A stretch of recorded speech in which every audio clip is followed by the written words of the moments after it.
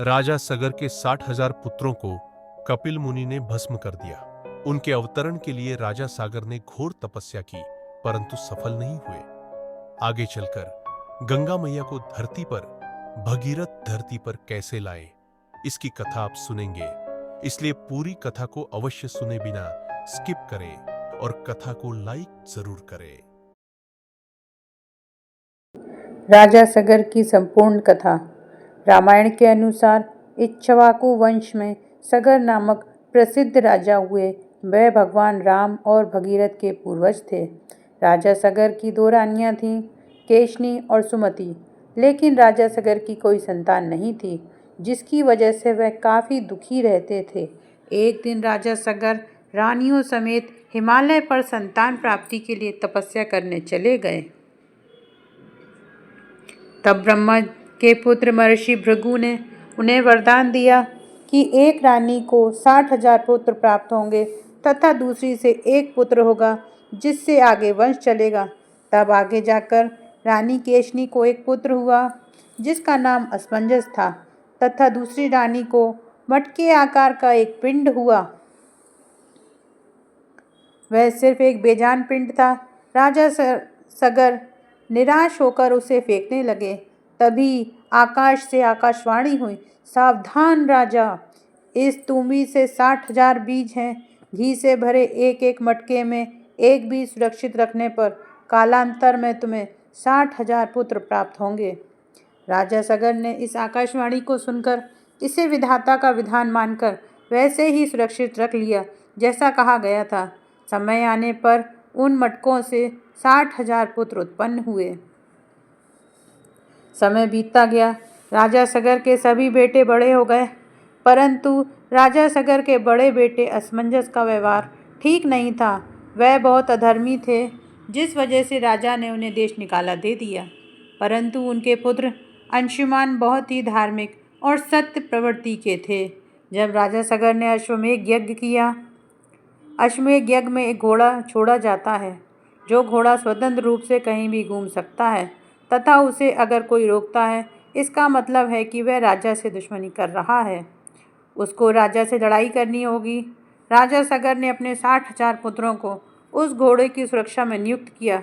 राजा सगर इतने पराक्रमी थे कि उनका घोड़ा जहाँ से भी गुजरता था, कोई राजा उनका विरोध नहीं कर रहा था और सहर्ष उनकी दोस्ती स्वीकार कर रहा था।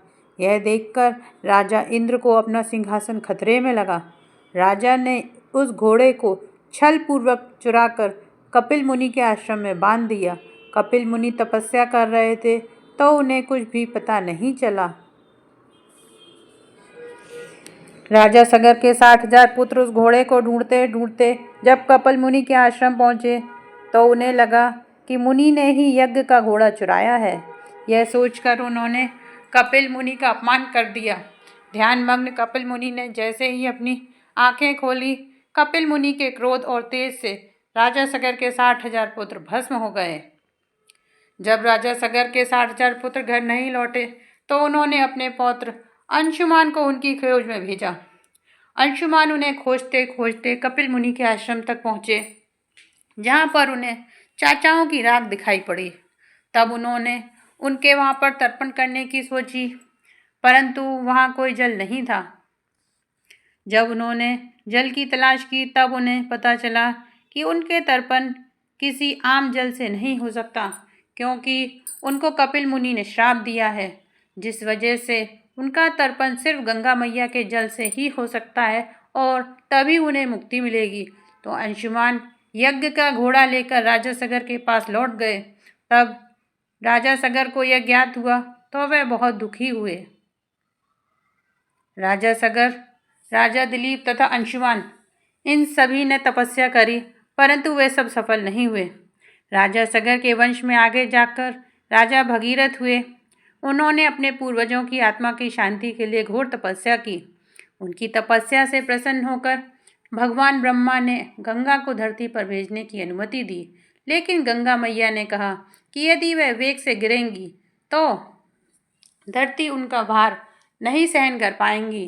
तब भगीरथ ने भगवान शिव की आराधना की, जिन्होंने गंगा को अपनी जटाओं में समाहित कर लिया और अपनी जटाओं से धीरे धीरे उसे पृथ्वी पर प्रवाहित किया। भगीरथ जहाँ जहाँ धरती पर जा रहे थे, गंगा मैया पीछे पीछे उनके चल रही थी तथा सब कुछ अपनी धाराओं में बहाती ले जा रही थी।